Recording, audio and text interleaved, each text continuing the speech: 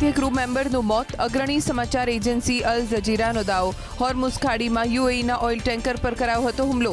હોર્મુઝ ખાડીના દક્ષિણ વિસ્તારમાં હુમલો કર્યાનો યુએઈનો દાવો.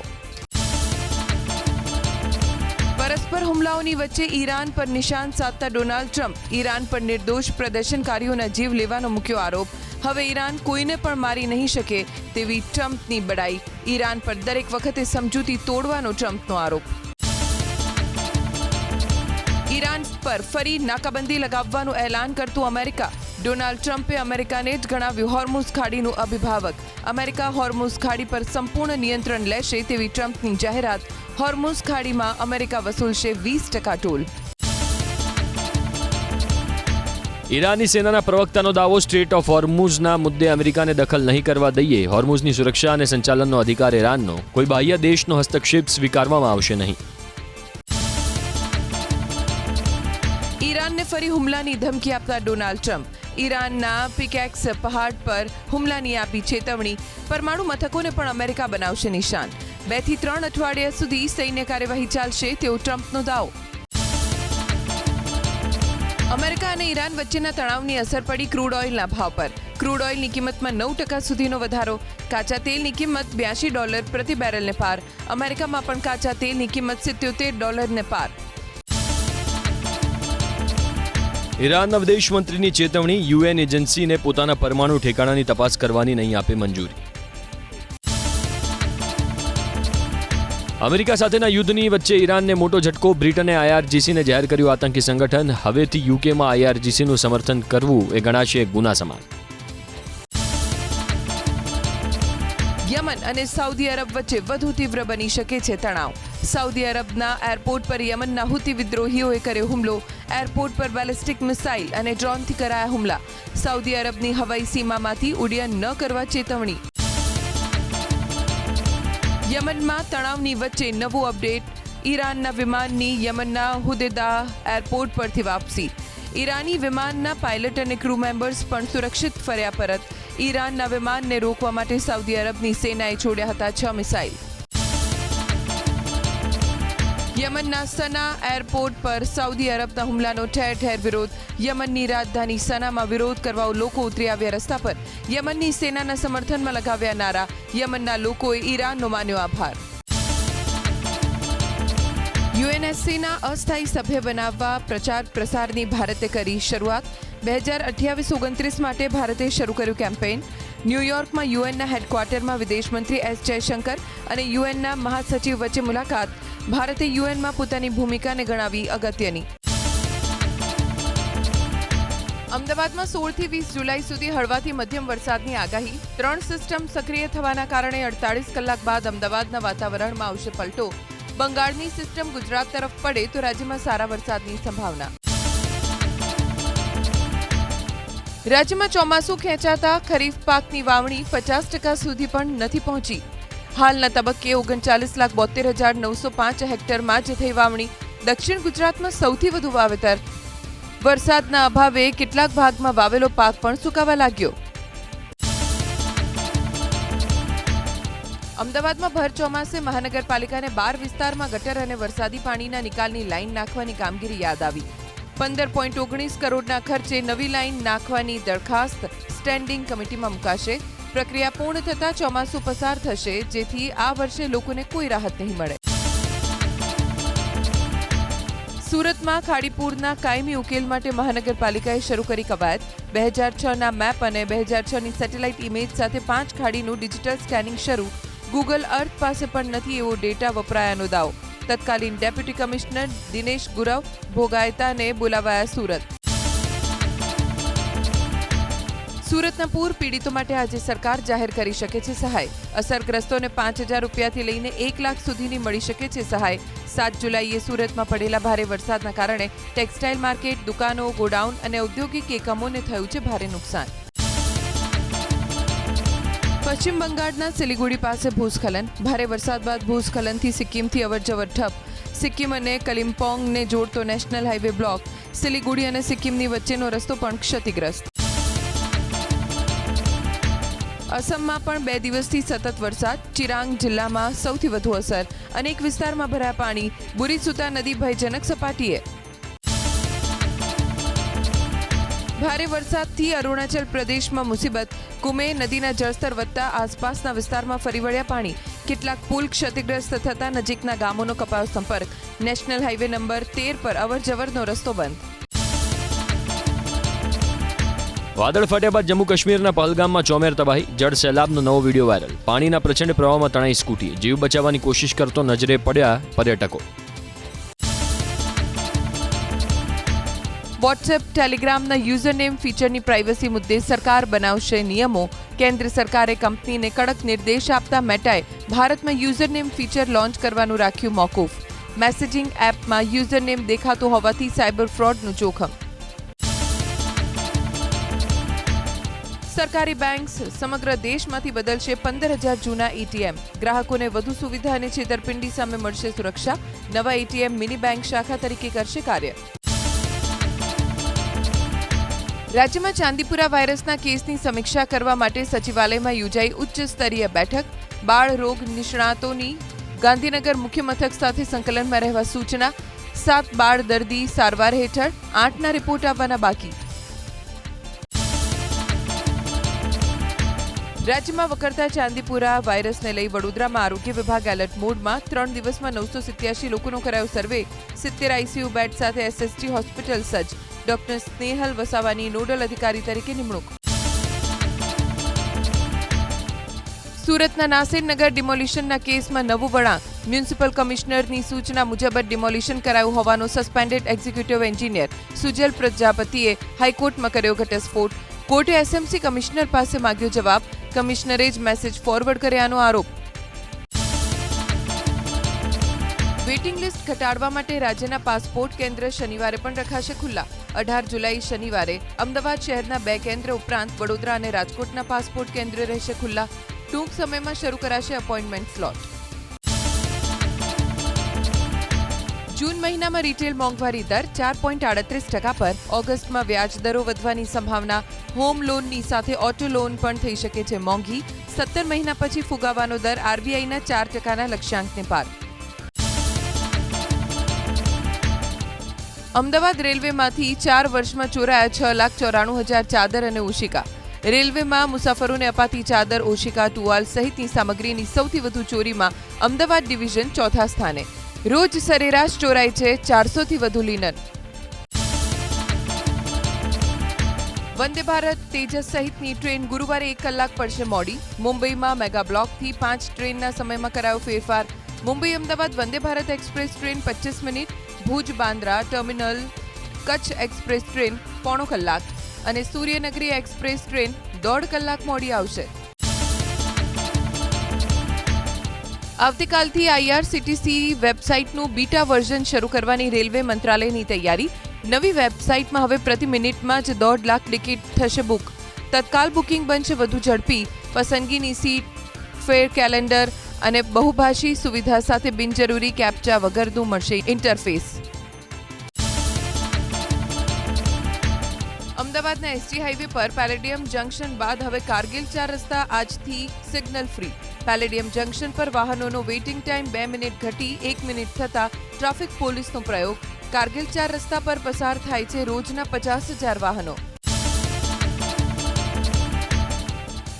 ધોરણ 10 બાદ ડિપ્લોમા ઇજનેરીના પ્રથમ રાઉન્ડમાં સરકારી બેઠકોમાં 87% તો ખાનગી કોલેજોમાં 29% જ પ્રવેશ. સરકારી અને ગ્રાન્ટેડ કોલેજોની 22,231 બેઠકોમાંથી 19,406 અને ખાનગી કોલેજોની 37,807 બેઠકોમાંથી 10,893 બેઠકોમાં ફાળવાયો પ્રવેશ. એમબીબીએસ બોન્ડ ભરતીમાં 3,336 તબીબો ચોઇસ ફિલિંગ પ્રક્રિયામાં લઈ શકશે ભાગ. બોન્ડેડ તબીબોની રજૂઆત અંતે રંગ લાવી. વિવાદાસ્પદ નિર્ણય રદ કરાતા બોન્ડેડ તબીબો ખુશ. 16 જુલાઈ સુધી ઓનલાઈન પસંદગી પ્રક્રિયા રહેશે ખુલ્લી.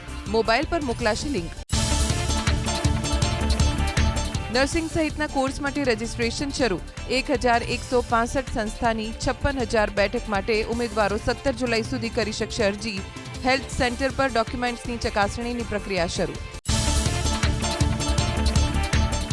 ગુજરાતમાં ધોરણ 6 થી 12ના વિદ્યાર્થીનીઓ માટેની 320થી વધુ હોસ્ટેલમાં લગાવાશે સીસીટીવી કેમેરા.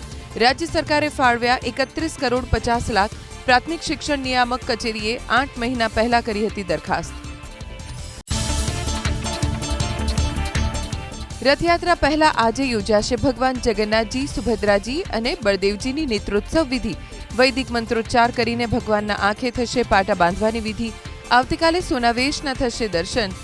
મંદિર પ્રાંગણમાં ત્રણેય રથોની કરાશે પ્રતિષ્ઠા, વિધિ પૂજન. અમદાવાદમાં ભગવાન જગન્નાથજીની રથયાત્રામાં 1200 ખલાસીઓ ખેંચશે ભગવાનનો રથ.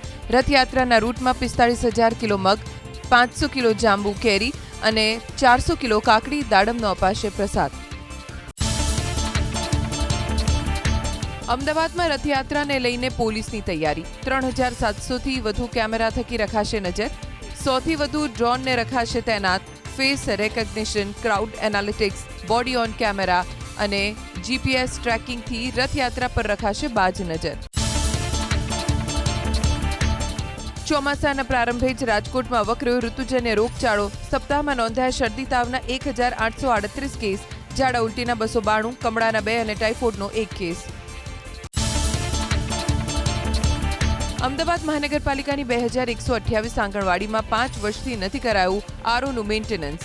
2018માં આંગણવાડીમાં લગાવાયા હતા આરઓ મશીન. કોન્ટ્રાક્ટ પૂર્ણ થયા બાદ મનપાએ મેન્ટેનન્સની કામગીરી ન કરી. મોટાભાગના આરઓ મશીન બંધ હાલતમાં. અમદાવાદમાં સુભાષ બ્રિજ આરટીઓમાં hi tech AI driving test track થયો શરૂ. ટ્રેક ટેસ્ટની માહિતી આપતો વિડીયો જોયા બાદ જ અરજદાર આપી શકશે ટેસ્ટ. જો કોઈ વ્યક્તિ વિડીયો જોયા વગર સીધા ટ્રેક પર જવાનો પ્રયાસ કરશે તો આપોઆપ અટકાવી દેશે સિસ્ટમ. અમદાવાદમાં સુભાષ બ્રિજની જગ્યાએ 8 લેનના નવા બ્રિજની દરખાસ્ત થઈ ગઈ તૈયાર. 2 વર્ષમાં તૈયાર થશે નવું પુલ.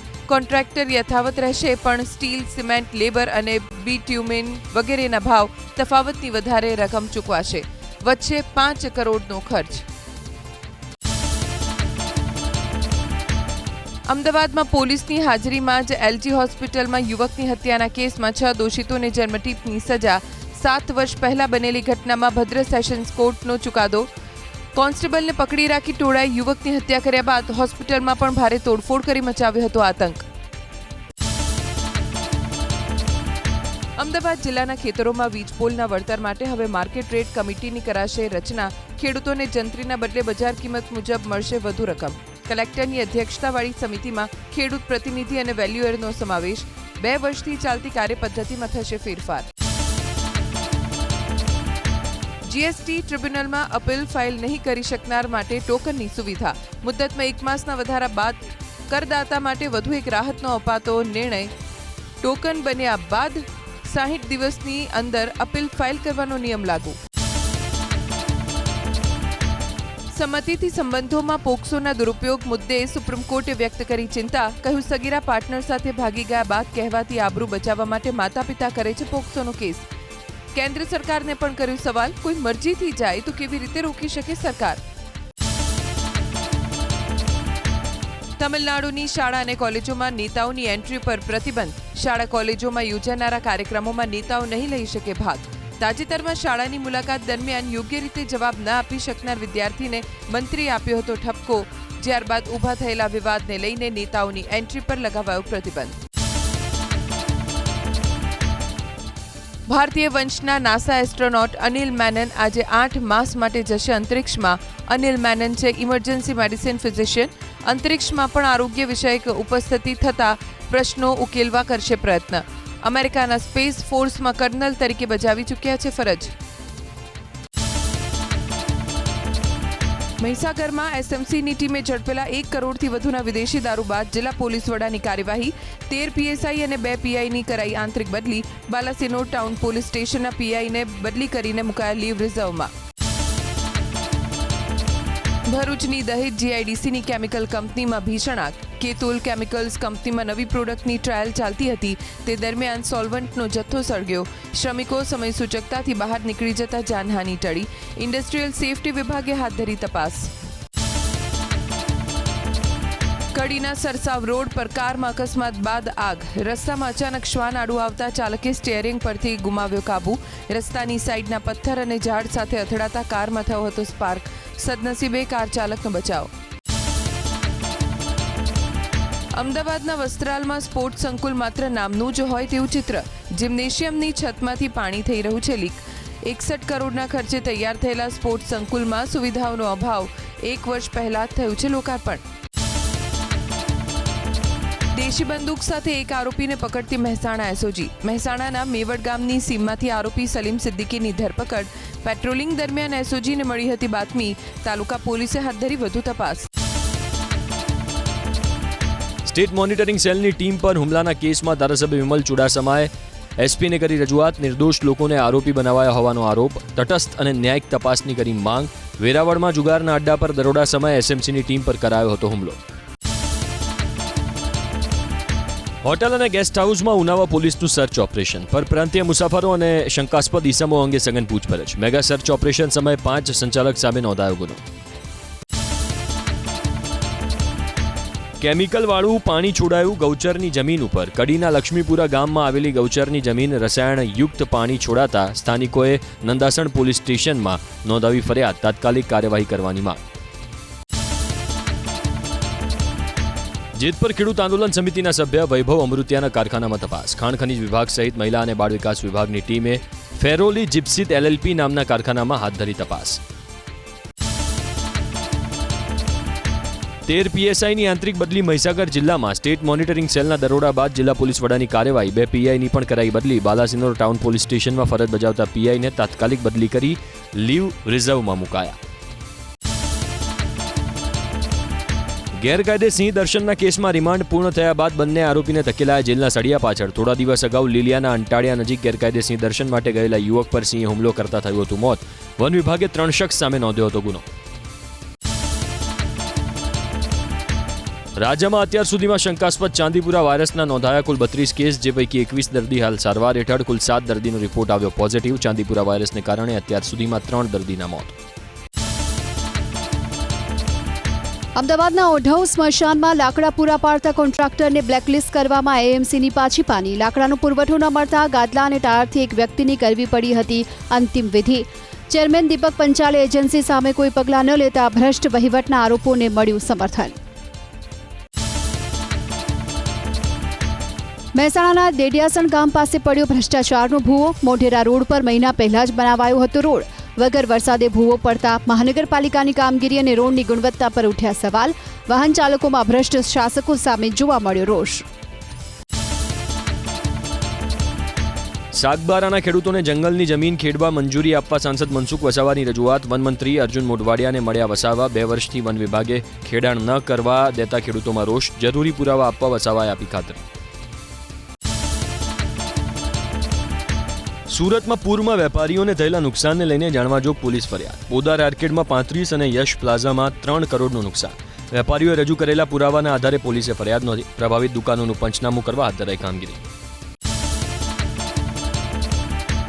સુરતમાં પૂરથી અસરગ્રસ્તોને ઝડપથી સહાય મળે તે માટે સરકારે 3 મામલતદારને સોંપી જવાબદારી. સુનિલ મહેતાએ ઉધનામાં સંભાળી કામગીરી. ધવલ પરમારે મજૂરા અને કમલેશ ખરાડીએ પૂણામાં શરૂ કરી કામગીરી.